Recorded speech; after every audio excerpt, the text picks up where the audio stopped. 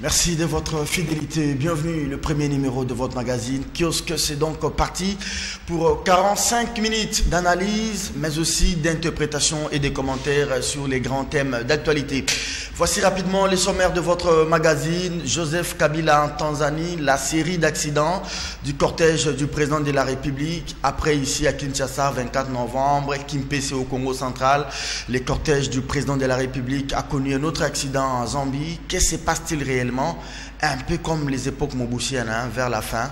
Je pense bien que ce n'est pas le général Amouli qui était à Guado qui va nous contredire. Autre sujet d'actualité, les professeurs d'université qui annoncent déjà les débuts des mouvements de grève ce matin, sauf imprévu. Leur enveloppe de rémunération pose problème. Ils demandent également au ministre de l'ESU de pouvoir renoncer aux avantages dus à cette enveloppe. Lui qui signe des diplômes, mais qui perçoit aussi de l'argent. Voilà donc le deuxième thème qui sera développé dans cette émission. L'autre thème, c'est les résolutions de l'Assemblée plénière de la SENCO qui sont attendues aujourd'hui. On va suivre de près cette résolution. Ces résolutions, je vais dire au pluriel, Zouma, on n'aura peut-être pas le temps d'en parler. Kiosque de ce matin reçoit pour vous, il y a sa première participation à ces magazines, Dieudonné Sidia. Vous le savez peut-être de nom, peut-être des notoriétés. Dieudonné Sidia, il est journaliste à RTGA. Il s'occupe et s'est spécialisé dans des questions environnementales. Dieudonné, bonjour. Bonjour Serge. Bienvenue à vous. Merci. Première participation à Kiosque. Merci de m'avoir invité. Très bien. Et vous êtes là personnellement. Vous m'avez demandé de vouloir intervenir sur une question qui a été soulevée dans cette émission liée à la gestion du marché central. Et puisque vous vous occupez des questions environnementales, vous vous occupez également de la gestion du marché central de la ville de Kinshasa. Je ne m'occupe pas de la gestion, mais je menais des recherches aussi sur ce qui se passe au marché central, et c'est par devoir de justice que je viens intervenir aujourd'hui pour recadrer certaines choses. Justement, qu'est-ce qui ne vous a pas plu et qu'est-ce que vous avez découvert d'au moins ou de plus de ce qui a été dit? Oui, il y a une série d'émissions. Vous avez reçu mon co-batteur d'aujourd'hui, Moukebaï, qui est passé plusieurs fois pour parler de cette question du marché central, qui a parlé de la gestion du marché central. Moi, je suis venu intervenir parce que c'est depuis 2003 que je m'intéresse aux choses du marché central, spécialement en ce qui concerne la salubrité. La salubrité, je crois que vous qui vivez à Kinshasa, en 2003, il y avait des montagnes... Pendant les 1+4, pendant 1+4, il y avait des montagnes d'immondices au marché central. Des montagnes alors d'immondices sur l'avenue des Marais, sur l'avenue de Rwakadingi, et je crois que pour ceux qui connaissent très bien l'histoire de mon émission Coup d'œil sur l'environnement, ils savent que ma première émission sur l'environnement, je l'ai faite sur la salubrité du marché central. Alors, Dieudonné, le vrai problème ne se posait pas au niveau de la salubrité. C'est vrai que la salubrité est liée aussi à la gestion. C'était les problèmes de la gestion financière, de tout ce que le marché regorge comme argent. Oui, justement, si vous constatez ces choses-là en tant que journaliste, vous voyez que le marché est sale. À l'époque, je parle bien de 2003, qu'il y a des montagnes d'immondices. Les mamans étalaient même le friperie sur ces immondices pour vendre, étalaient même leurs marchandises à même le sol pour vendre. Naturellement, vous devriez creuser plus loin pour comprendre un peu pourquoi les marchés devraient être dans cet état-là. Est-ce qu'il n'y a pas moyen d'assainir? Qu'est-ce qui manque? Et je me suis posé toutes ces questions, et pour répondre à toutes ces questions, il fallait aller jusqu'au niveau de la gestion. Et voilà, depuis 2003, ça fait aujourd'hui 15 ans que je surveille ces choses-là, donc je connais un peu quelque chose. Alors, un certain Hassan qui est cité, il semble que c'est lui, les patrons là-bas, il construit ceci, il construit cela, il ne rétrocède pas la ville, il semble qu'il y a l'administrateur qui gère très mal, les agents veulent aller en grève. Ça, ce sont des fausses délégations. Des amalgames, parce que quand vous parlez de M. Hassan, dans cette ville de Kinshasa, il y a plus de 100 Hassan. Très bien.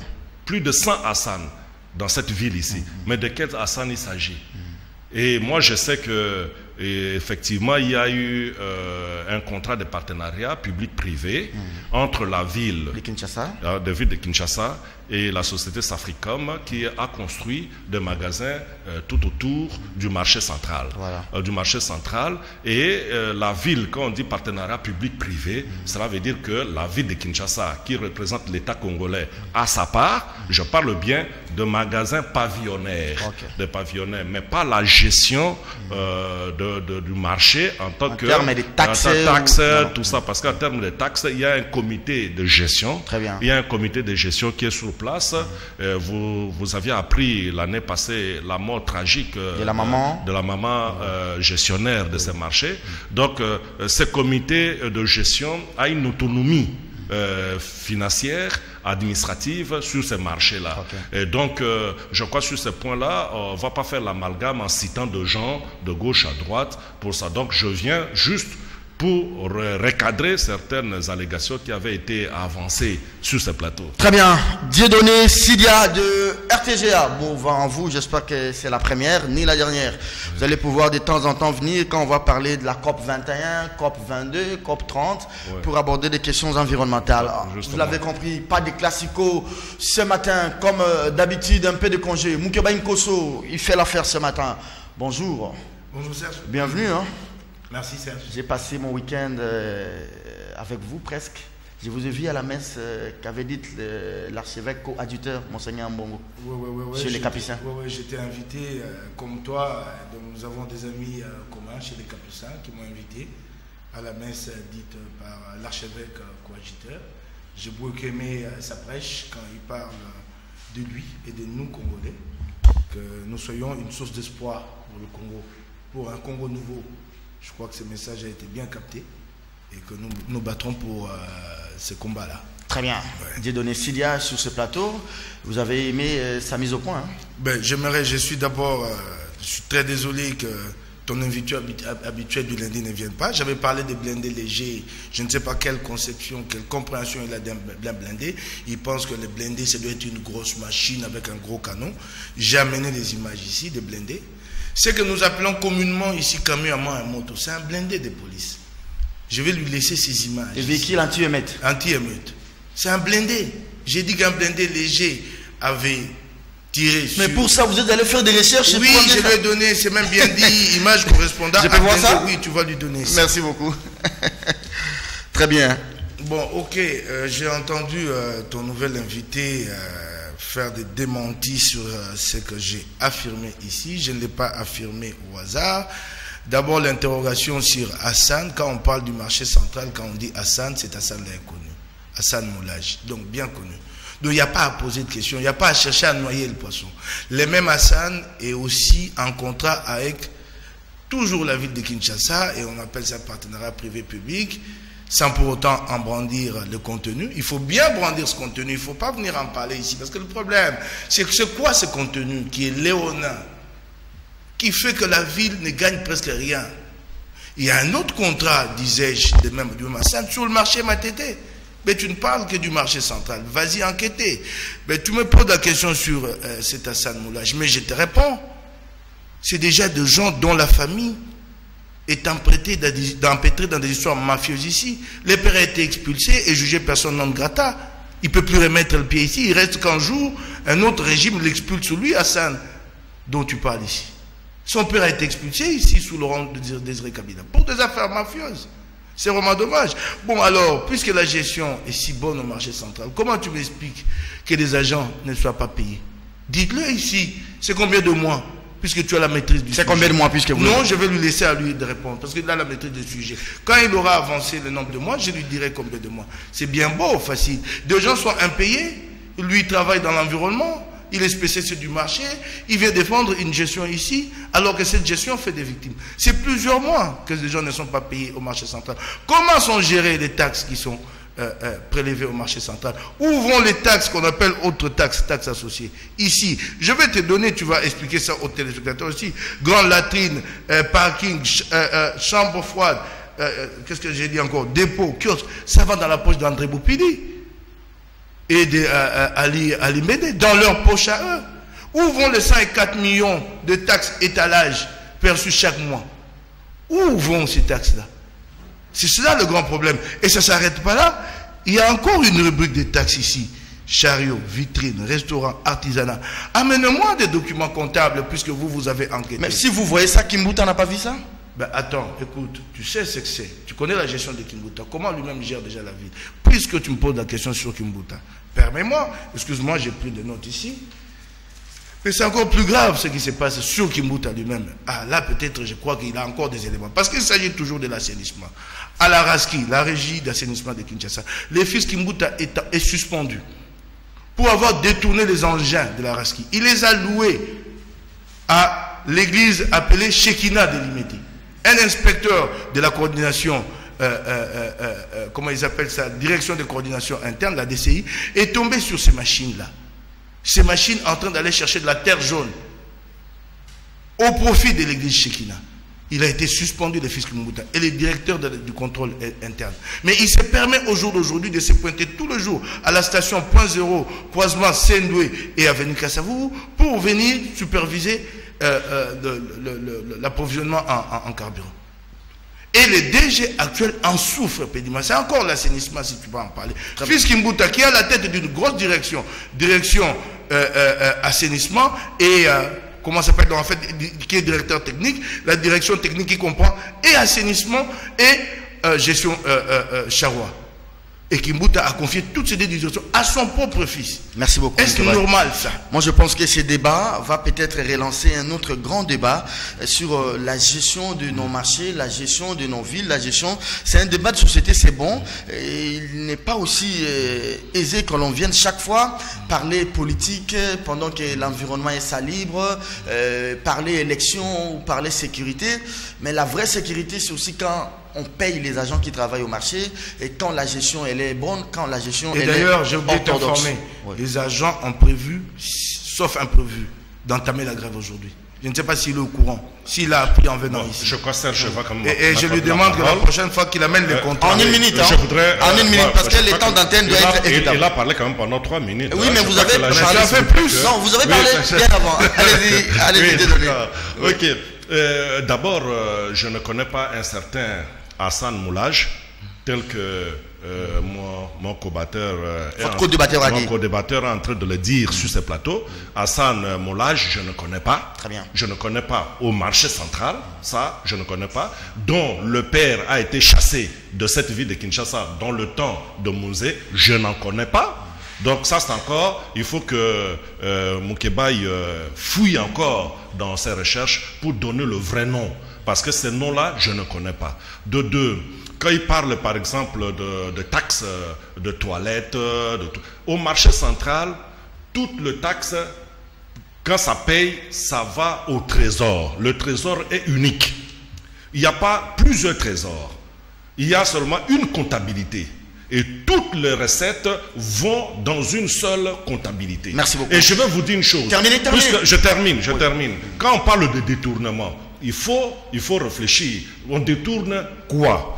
Imaginez-vous la taxe qu'on perçoit aujourd'hui. Cette taxe-là date de 2011 et c'était fixé à 300 francs congolais.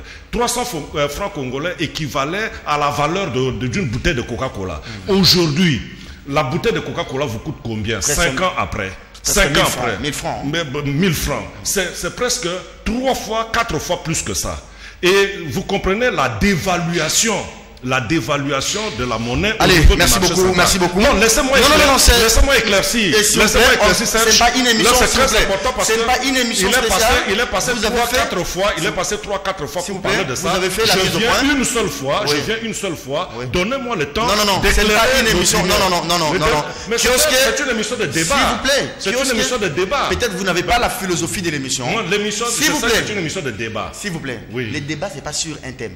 On a 4-5 thèmes et nous dispatchons les temps par rapport au nombre de thèmes. Mais laissez-moi vider cette matière. Alors je vous accorde 1 minute. Oui, accordez-moi 1 minute, merci. Donc aujourd'hui, la bouteille de coca coûte 1000 francs contre 300 francs en 2011. Vous voyez déjà la dévaluation. Si vous voulez même voir la température de l'économie du pays, c'est au marché central. Chaque fois que nous, les journalistes, nous voulons voir s'il y a fluctuation de prix, c'est au niveau du marché central. Oui. Donc ça joue aussi sur la gestion.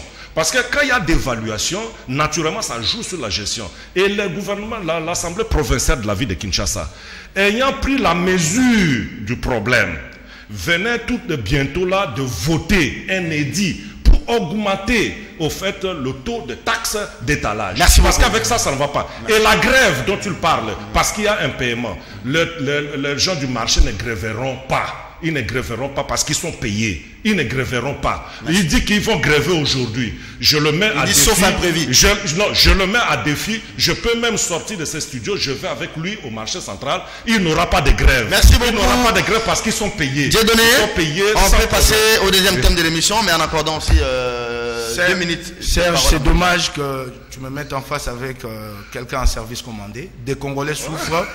Ils ont des arriérés et ils te suivent en ce moment. Et je crois que je vais faire mieux. Oui. Lundi prochain, je veux que tu reviennes. Moi, je vais amener des agents ici. Mais les arriérés, même à l'hôtel de ville du gouvernement ne sont même pas payés. Pas seulement pardon. Dieudonné, quand l'un parle, l'autre c'est. Pardon, Serge. Allez-y, Moukébaye. Je me mets à parler et là, il trouve une justification. En fait, il avoue qu'ils sont impayés. Il dit que ce n'est pas seulement. Non, mais laissez-moi parler. Ils sont payés. Je te dis qu'ils n'iront pas à la grève. Ils n'iront pas à grève. Attendez. Ils n'iront pas à grève. Le problème, c'est quoi ici? Quand l'un parle, l'autre s'était. Oui. Est-ce qu'on peut se mettre d'accord sur le principe? Vous avez parlé, il s'est tué, maintenant lui qui parle. Serge, oui, voilà. Tu m'amènes quelqu'un en service commandé. Les gens sont impayés au marché central. Je les ai rencontrés. J'ai rencontré des gens à tous les niveaux, des agents. Ce que je vais faire, c'est que puisque tu dis qu'on va aller au marché, je te prends en sortant d'ici. On y va, toi et moi. Et on reviendra lundi ici. Je veux qu'en sortant, qu'on prenne les téléspectateurs à témoin. C'est toi qui m'as mis au défi d'y aller. Je te prends tout à l'heure, on va au marché central et on rencontre les agents, toi et moi. Merci beaucoup, Moukébaye. C'est ce que je t'ai dit. J'aurais bien aimé que tu m'expliques ce qu'on fait de l'argent. Cet argent qui rentre, et d'ailleurs, ce n'est pas ça le montant. Parce que si tu prends 300 francs et que tu multiplies par le nombre des étalages, tu n'arrives pas à 104 millions qui sont versés chaque mois. Donc cette taxe est au-delà de 300 francs. Mais tu t'es décidé d'amener des faux chiffres ici et de les avancer ici. Et c'est pourquoi je t'ai dit... C'est un chiffre officiel. S'il vous plaît. C'est un chiffre officiel parce qu'il y a un arrêté qui a fixé ça. Sollicitez la parole, je vais vous l'accorder. Les choses les plus simples. Moi, j'ai ici le nombre d'étalages. Je peux te les donner. Et tu me fais le calcul ici sur ce plateau pour me montrer comment 300 francs multipliés par ce nombre d'étalages arrive à 54 millions de francs congolais par mois. Sinon, ça n'arriverait pas, ça n'attendrait pas ce montant. Il y a même d'autres taxes. Je prends ici des taxes de chariot. Il est déjà à 1500 francs congolais. Mais c'est faux ce que tu avances, complètement faux. Mais je comprends ton souci, je comprends ton acharnement puisque tu es en service commandé. Madame, monsieur, vous regardez la télévision. Sur cette question, s'il vous plaît, sur cette question, je vais vous l'accorder. C'est sur cette question, parce que les gens s'amusent trop avec la vie des autres. C'est ça les journalistes congolais. Quand un journaliste congolais a reçu son coupage, le reste il s'en fout. Je le mets au défi. Serge, soyons sérieux et conséquents avec les agents du marché central et les téléspectateurs. Merci Moukébaye. Si tu es prêt après cette émission, nous allons, toi et moi, au je vais vous accompagner. Et tu reviens ici lundi. Merci beaucoup. Madame, monsieur, je peux regarder kiosque. Le principe, c'est que rapidement, je m'en vais vous donner les grands titres des journaux. Discrédit de l'Unikin, Aubin Minakou, l'odeur d'une thèse achetée. Titre Congo Nouveau. Simon, ça c'est quel titre fort comme ça. Les DG Sélé Yalagouli palpent les réalités de la DGI Congo central.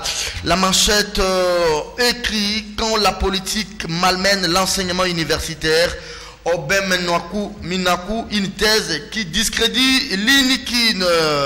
Accrochage FARDC, armée rwandaise, les corps de 3 militaires congolais tués, rapatriés en République démocratique du Congo. Le nouvel observateur de Luc Roger Mbala, processus électoral en RDC, Leila Zerougi, appelle toutes les parties à travailler dans la sérénité. Je termine par les phares, qui titre requête en inconstitutionnalité de la loi électorale. La Cour constitutionnelle appelé à se prononcer en urgence. Est-ce qu'on peut placer un mot sur Zuma, son départ? Oui, mais j'aimerais d'abord commenter un titre que j'ai vu au dehors de quoi les diplômes de... Aubin Minakou, une thèse qui discrédite l'Unikin. Aubin Minakou, l'odeur d'une thèse achetée. Ça je regrette beaucoup que la presse est prête à ce jeu, qu'elle reste objective, la presse. Il y a eu de guerre au jour d'aujourd'hui entre Minakou et Matata sur leurs 2 diplômes.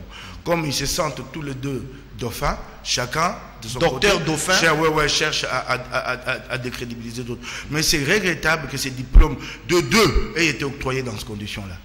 Après qu'ils aient tout volé de la République, maintenant ils volent les diplômes. C'est regrettable que Matata lui-même arrive et que les diplômes soient contestés. Et j'ai eu très mal. Certains sur ces plateaux la semaine passée ont défendu la position de Matata. J'ai eu très mal. J'ai eu très mal. Mabi Moulumba, c'est le directeur de l'école doctorale. Et la remise en cause qu'il fait est argumentée. Soyons sérieux quand nous venons parler à notre public.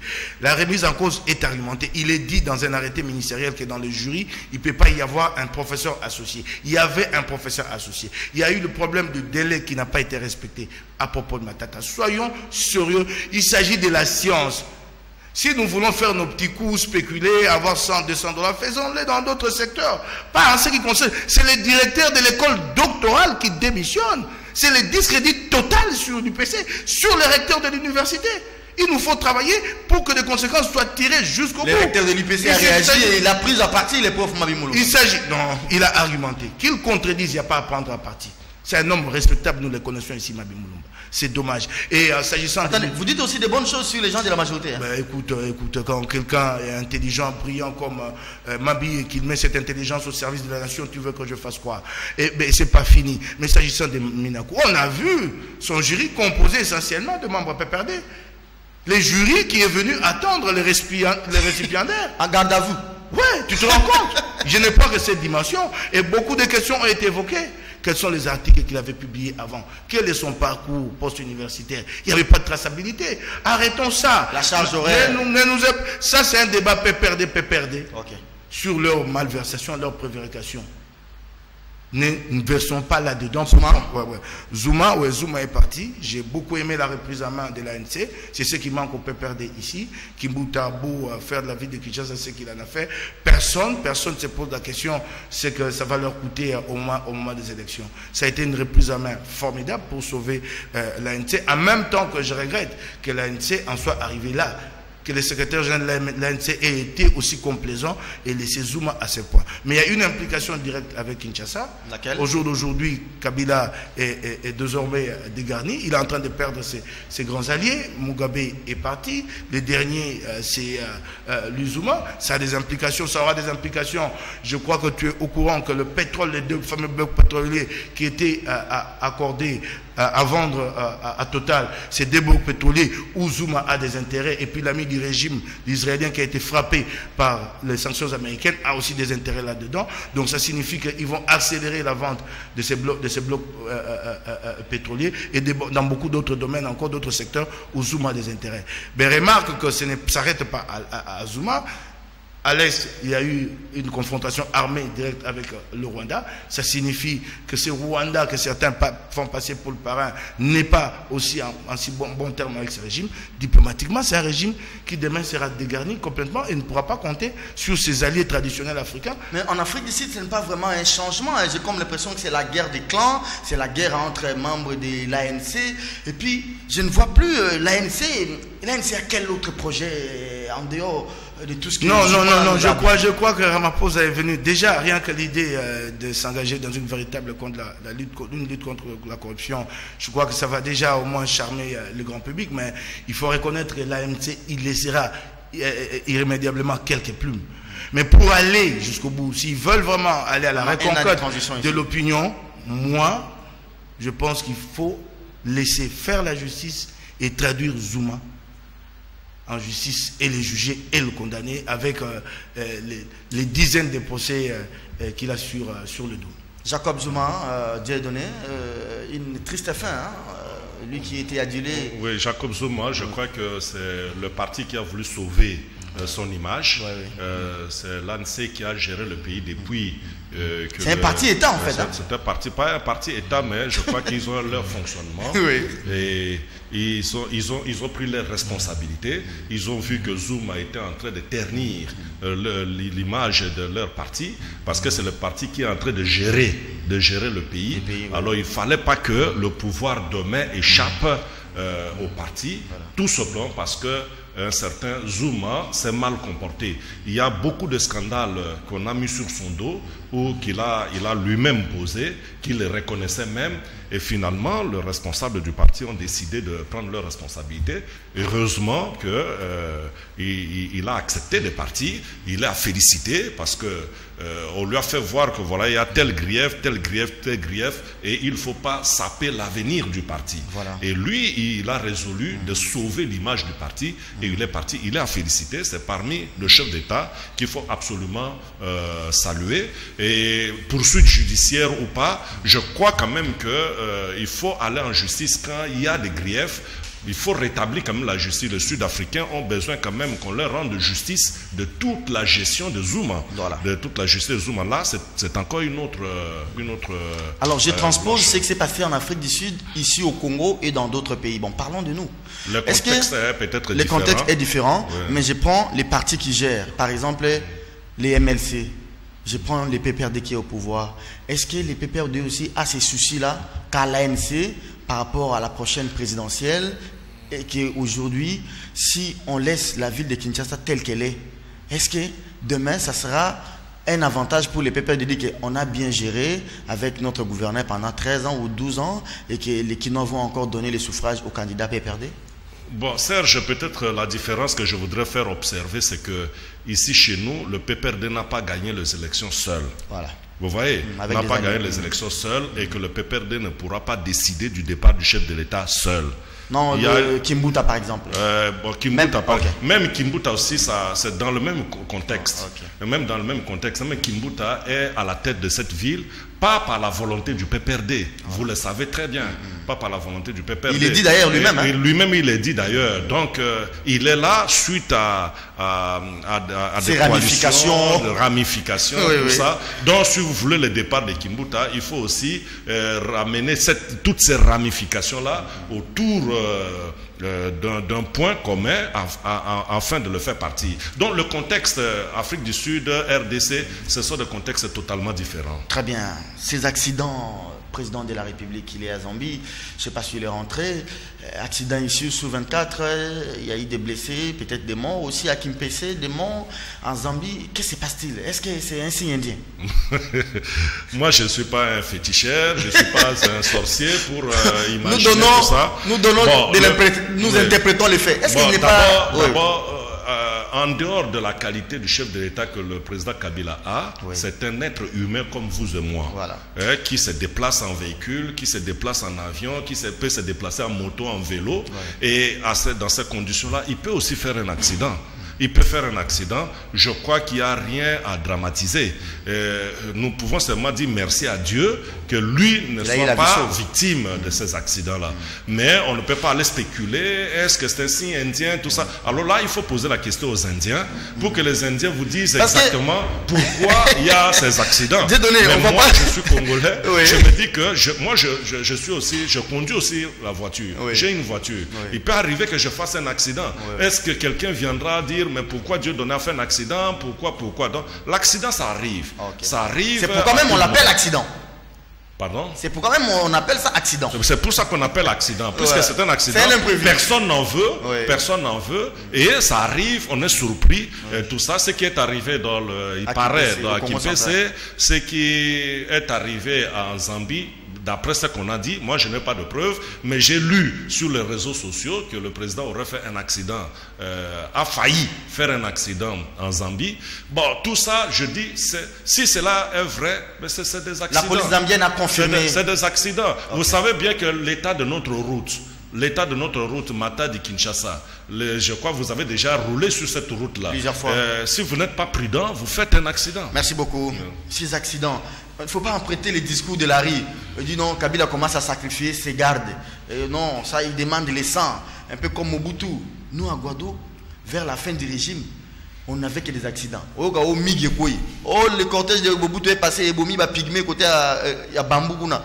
C'est quoi ces accidents? Au bout d'un mois, Kabila a fait des accidents 3 fois. Qu'est-ce qui se passe-t-il? J'aimerais revenir rapidement sur une chose, quelque chose que ton invité a dit ici, qu'il félicitait, que Zuma était à féliciter. Zuma est parti content. Il a cherché à négocier. Ramaphosa ne lui a pas laissé la moindre marge de manœuvre. Et craignant d'être humilié à la suite d'une motion déjà annoncée au Parlement, il a préféré partir. Il n'est pas... La clé entre les pattes. Hein. Alors, parlant du PPRD, la différence, ce n'est pas un problème de contexte. Non, ce n'est pas ça. Le PPRD n'a pas d'unité politique, n'a pas d'unité idéologique, même pas d'unité programmatique. Il n'y a rien. C'est un groupe disparate qui a été créé au pouvoir. C'est ça la différence avec l'ANST, qui est un mouvement historique, qui a l'essence de la responsabilité et de l'histoire. Le PPRD est un groupe disparate créé au pouvoir à partir de 2002, au dialogue intercongolais. C'est cela. Des gens sont venus de partout, des mercenaires de tous bords, pour s'enrichir sur la bête qui est le Congo, pour dépecer la bête. Tout ce qu'ils ont en commun, c'est la préservation de leur position. Il y a comme une sorte d'instinct de survie. C'est ça. Pour tous. Kabila les protège et aussi les protège. Ils sont tous compromis là-dessus. C'est ça qui fait leur unité. Point barre. Donc c'est cela. Les accidents, qu'est-ce qui se passe-t-il? Serge, il y a d'abord un problème. Les cortèges présidentiels et d'autres cortèges ici. Je ne sais pas pourquoi ces cortèges costauds qui coûtent énormément d'argent à la République démocratique du Congo. J'ai vécu au Rwanda de 2003 à 2005. Quand j'arrive au Rwanda, le Rwanda sort depuis quelques années du génocide. Un pays post-conflit, il y a des incursions des FDLR, ainsi de suite. Mais j'ai jamais vu Kagame avec un cortège aussi costaud. Kagame circule avec un cortège de 3 véhicules, puisqu'il a sécurisé son pays. Mais ça arrive quand, une fois au pouvoir, on n'a pas sécurisé, qu'on vit avec une hantise d'être attaqué à tout moment, comme une sorte de psychose. 3 véhicules. Avec une ambulance au cortège. 3 véhicules. Un véhicule du président de la République, un véhicule qui ouvre la voie, un véhicule qui ferme le cortège. 3. J'ai vécu ça moi-même. Si les choses ont changé dans l'entretemps, je ne sais pas. Ici, même Corneille Nanga, c'est 4 véhicules, je pense. Les grosses Land Cruiser qui coûtent énormément cher à l'État en termes d'entretien et de tout le personnel qui fait la suite de ces Nanga. Minakou, n'en parlons pas. Le premier lui c'est le champion. Il y a d'abord un problème. Et ça, c'est vraiment... On appelle ça l'Assemblée des bateaux de pêche. Ça, c'est vraiment le régime Afdel. Les gens ne le savent peut-être pas, mais on a vu encore pire sous Mouzé. Mouzé avait un cortège où dedans, il y avait des BEM 21. Les BEM 21. Les BEM 21 portent des projectiles à portée, à très grande portée. Donc, en fait, en réalité, même quand vous êtes au front, les BEM 21 sont derrière. Voilà. Ils pilonnent et les troupes avancent. Et vous mettez les BEM 21 dans le cortège présidentiel. C'est pour faire face à quelle menace? Pour intimider les gens. Parce qu'en fait, dans le frontal direct, corps à corps, les BEM 21 ne servent à rien. Ça, tous les spécialistes de la sécurité. Allez, on va parler de la grève qui s'annonce à l'enseignement universitaire. C'est une disposition dissuasive. Voilà. Dissuasive. Non, il n'y a pas. Monsieur, il dit peut-être, il a dit peut-être. Oui. Attendez. Laissez-moi quand même placer un mot. Peut-être la sécurité aussi, c'est la dissuasion. Voilà. Ce n'est pas que le danger est là et il faut attaquer. Il faut dissuader les gens à distance. Et ça, tout ce dispositif sécuritaire, je mets ça dans le cadre de la dissuasion. Très bien. Mais les militaires qui meurent là, des gardes là, Serge, franchement. Serge. Allez, on va prendre... Serge, tu as donné 2 secondes là-dessus. Oui. Je me laisse revenir.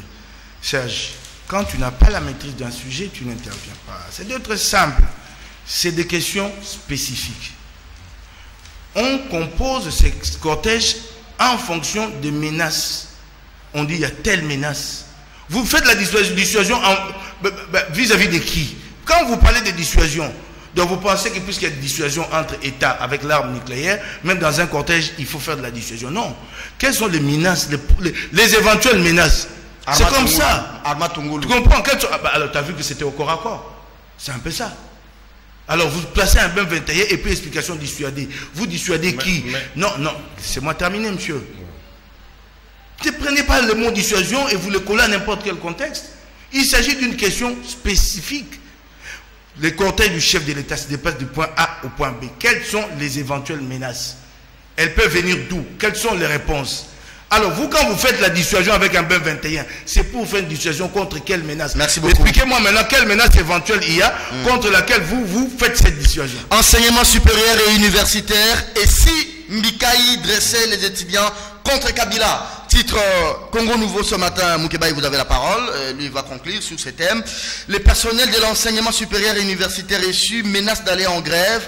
À partir de ce lundi 19 février, par ces gestes, ils veulent manifester leur mécontentement face à la circulaire signée par Yves Mbikaï, ministre de l'Enseignement supérieur et universitaire, au terme de sa note circulaire, il exige au chef d'établissement de percevoir les frais au taux de 920, c'est ce qu'elle a dit, francs congolais pour $1 américain. Je vais être très bref sur ce thème parce que je suis intéressé par celui qui arrive. Rapidement, on va prendre la SENCO. Je crois que c'est une question majeure. Sur cette question, certes, tu connais ma position. J'ai toujours dit aux profs d'université que c'est indécent d'avoir 2 employeurs. Qu'ils arrêtent ça. C'est indécent. Ils sont quand même appelés à être la lumière de la société. Ils vont en grève tantôt puisque l'État n'a pas payé, tantôt... Ils ont quel employeur? Ce sont les parents. L'année académique dernière, ils ont interrompu le cours alors que le parent avait payé. Finalement, monsieur, vous avez quel employeur? Soyez sérieux. Nous sommes dans cette société congolaise où tous nous sommes logés à la même enseigne, nous souffrons. Vous avez décidé, vous, à crier votre bête sur laquelle vous vous nourrissez, qui s'appelle les parents, pendant que les régimes se nourrissent sur le Congo dans l'ensemble. Alors, puisque vous avez décidé de vous nourrir sur les parents, allez-y, soyez conséquents jusqu'au bout. Ou alors, vous dites, c'est l'État, et vous êtes conséquents. Et vous pensez que ceci est une prime, mais même si ça ne vient pas à temps, ben alors on n'en tient pas compte. Mais il ne faut pas comme ça nous mettre dans cette situation où nous nous demandons finalement quels sont vos employeurs. Il y a un fait, quand le ministre prend la circulaire, ça a des conséquences sur l'enveloppe de rémunération des enseignants. Mais le ministre lui-même, cette circulaire ne touche pas à ses intérêts. Oui, quand il signe des diplômes, il a l'argent. Mais qu'il renonce aussi à ça, autant que les professeurs en fait. Quand ils prennent cette position, j'ai dit, ils ont raison. Parce qu'en fait, le ministre n'est pas conséquent. Voilà. Les taux que lui leur impose, il ne les pratique pas lui-même. Mais ça, c'est une querelle entre eux. Moi, je pose la question fondamentale, qu'ils se déterminent quel est leur employeur. C'est de l'indécence d'en avoir 2 et d'aller en grève, tantôt puisque cet employeur a fait ceci, tantôt puisque l'autre employeur est défaillant. Ah non! Je crains fort que les étudiants descendent dans les rues, parce que si les enseignants grèvent à l'issue, vous aurez des étudiants qui avaient déjà pendant ce temps payé les frais ou qui vont rester, qui vont peut-être rentrer chez eux, mais ils vont grandir les rangs des opposants quand on aura des prochaines manifs. Quand nous avions été encore sur le banc de l'université, nous n'avions jamais connu toutes ces cacophonies. Vous voyez, on payait le Minerval et ce qu'on faisait de notre Minerval, nous, on ne connaissait rien. Nous, on était des étudiants, on sait que nos parents ont payé le Minerval et nous étudions pour réussir à la fin de l'année et point barre.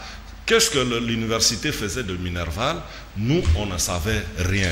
Aujourd'hui, c'est un problème de jeu d'intérêt. Les étudiants sont devenus le centre d'intérêt. On est en train d'utiliser les étudiants pour, comme notre ami dit, comme une viande que tout le monde essaie un peu de prendre sa part. Et ça, c'est dangereux. La conséquence aujourd'hui, c'est que le niveau de l'enseignement a beaucoup baissé. Nous recevons des étudiants dans nos rédactions, mais il est au niveau de la licence, mais il ne sait pas écrire, il ne sait pas raisonner. Donc, tous ces jeux d'intérêt a pour conséquence le sacrifice de ces étudiants, le sacrifice de l'avenir de ces étudiants. Mais est-ce qu'il y a du réalisme dans ce qu'Mbikaï fait? Comment? Nous sommes quel pays où on applique 4 différents taux? Vous avez le taux d'Mbikaï, 920. Le taux budgétaire, c'est autre que le taux d'Mbikaï.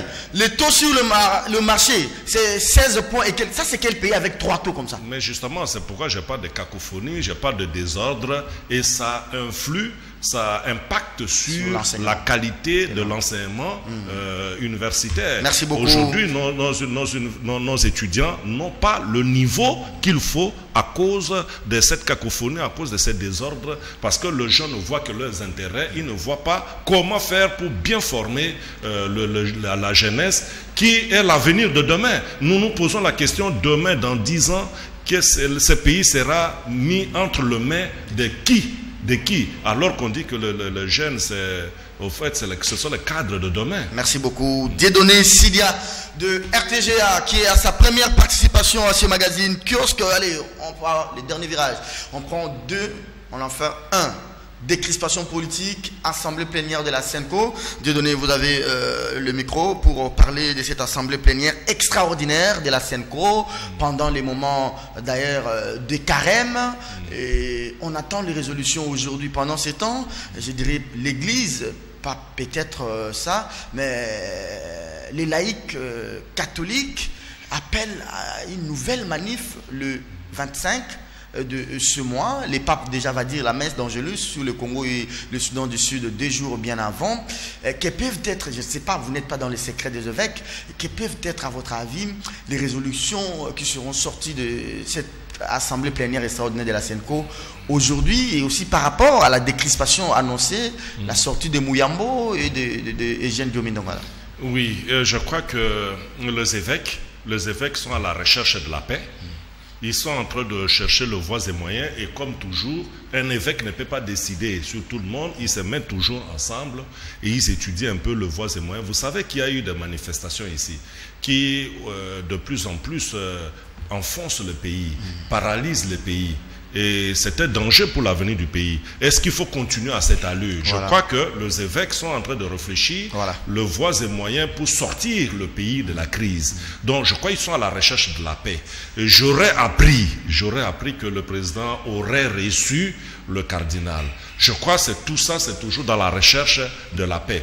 Et si la paix peut revenir avant qu'on ait les élections, ça serait une bonne chose pour le pays. La décrispation annoncée, la décrispation annoncée, ça c'était déjà prévu dans l'accord de la Saint-Sylvestre. Et si aujourd'hui le pouvoir peut continuer à libérer le prisonnier politique comme c'est annoncé, je crois que c'est une bonne chose à saluer, mais nous pensons que le gouvernement doit aller plus loin, doit aller davantage. Tous ces gens, ce sont le fils de ces pays. Tous ces gens, que ce soit Mouyambo, que ce soit que ce soit Moïse Katumbi qui est à l'extérieur, tous ces gens, Franck Diongo, ce sont le fils de ces pays. Qu'on ouvre la porte, que tout le monde puisse sortir, que tout le monde se mette, fasse son travail, c'est le pays qui va gagner. C'est le pays qui va gagner, mais le bras de fer tel qu'on voit aujourd'hui, demain, ça va sacrifier la jeunesse. Vous savez très bien que quand il y a la guerre, ce sont les jeunes qui en souffrent beaucoup plus. Je crois que l'avenir de ce pays a besoin beaucoup plus de la paix aujourd'hui. Je crois que c'est la mission que les évêques s'attellent à mener. Très bien, merci beaucoup, et surtout qu'ils ont été beaucoup critiqués. Hein. Bon, on va voir Mouyambo qui n'a pas encore quitté la prison une semaine après. Franck Diongo non plus. Diomi et 16 autres personnes qui devraient sortir. Il semble qu'on a décidé de ne libérer que 7 personnes sur 16 ou 17 personnes qui devraient quitter la prison. Mosengo rencontre Kabila, mais comment les Saint-Sièges, comment Lindongue ne nous fait pas un communiqué, soit pour confirmer, soit pour démentir? On dit que Mosengo a rencontré Kabila.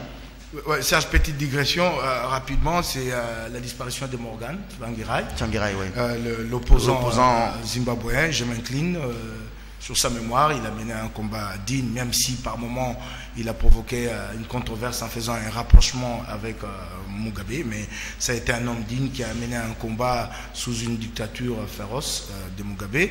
Son corps a été rapatrié chez lui, il sera inhumé avec tous les honneurs, pendant que chez nous ici, Etienne Tshisekedi, son corps est toujours à Bruxelles, et je ne sais pour quelle raison le régime s'oppose à ce que ces corps soient rapatriés. Des prétextes, des faux fouillons ont été avancés jusqu'au point où la famille a dit ok, nous sommes d'accord, vous nous donnez un carré en télé, on y va. Depuis plus rien, et puis polémique autour, on intervient sur RFI pour dire c'est la famille qui bloque. Ah non, nous exigeons ces rapatriements. C'est un fils digne de ces pays qui a mené un combat noble. Je crois qu'un jour son corps sera rapatrié si ce régime ne le fait pas. Tu parles de Mouyambo, nous nous enflattons que Jean-Claude Mouyambo et Diomindongala soient repris sur cette liste. En principe, ils devaient être libérés depuis la semaine passée. Puis ce que j'ai appris, j'ai fait des tours à la prison hier, j'ai appris que ça va être demain, mardi. Mais en même temps, il y a d'autres cas emblématiques comme Franck Diongo. Il ne s'agit pas ici de laisser à Kabila, à lui seul, l'initiative de procéder à une application sélective de cet accord. Cet accord doit être appliqué en une fois et comme un tout.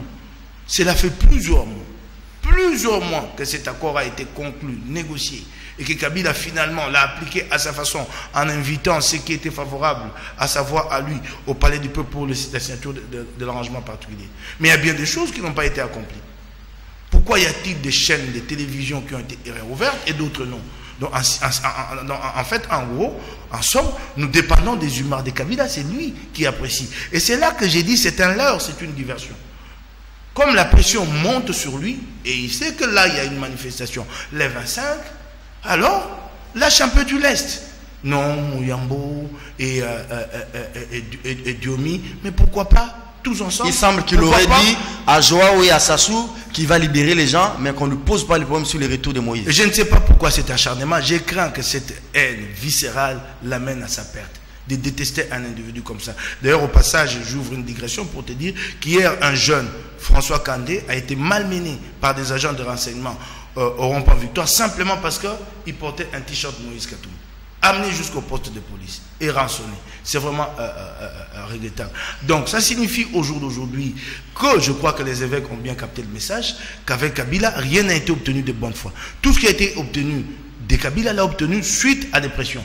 Il va essayer là de faire des concessions pour désamorcer, pour conjurer les 25. Pour conjurer les 25 et peut-être d'autres manifestations qui vont venir ensuite. Et tout ce qu'il aura concédé ici, il va le récupérer de l'autre côté. Il n'y a pas à se faire d'illusions. Il n'y a pas de bonne foi. Il reste dans son schéma de se maintenir au pouvoir par un contournement de l'accord. De l'accord. Il a exclu toutes les forces représentatives de l'opposition. Il a exclu la société civile, notamment la plus grande force de la société civile, l'Église catholique.